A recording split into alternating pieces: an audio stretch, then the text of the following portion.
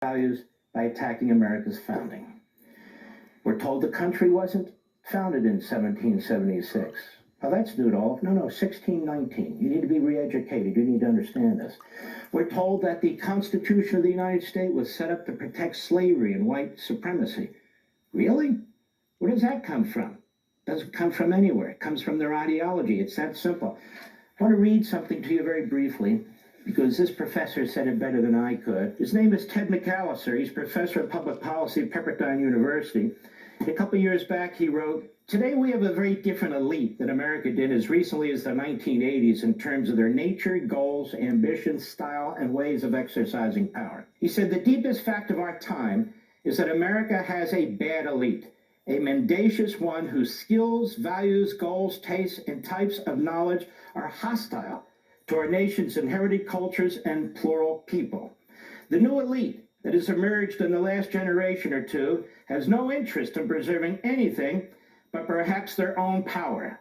They lack historical knowledge and vision, which they supplant by or exchange for the power of transformation and change, intoxicated by the power possible with emerging technologies, inspired by visions that only a deracinated globalist perspective could make attractive. This elite thinks of creative destruction as applied to the culture." He says, as winners in what they imagine to be a meritocratic struggle, they can see nothing of an inherited world worth preserving for their very success. The peculiar characteristics of the revolving power have given to our new elite the soul of adolescent art applied to a global canvas. They lack any experiential or historical ballast to weigh them down, to slow them in remaking everything according to their desires. For them, streamlining power is key to creation, and the annoying obstacles to their new creations are not really checks to prevent tyranny, but rather limitations, unnecessary friction in the headlong rush to transform. Now, when you look back at last week at those three Democrat presidents, two ex and one current, that's who he's describing. When you look at Schumer, when you look at Sanders, when you look at Hakeem Jeffries, when you look at the whole bunch, that's what we're getting. Let me be abundantly clear. The new bourgeoisie, as Marx would put it, is the Democrat Party. The new proletariat, that would be you and me and the hundreds of millions of Americans who are not represented by the ideological push in our media by the Democrat Party each and every day. In my view, the foremost expert on federal campaign law, the former chairman of the Federal Election Commission, Bradley Smith, Capital University law professor, founder of the Institute for Free Speech. And Brad, nobody better than to have you here.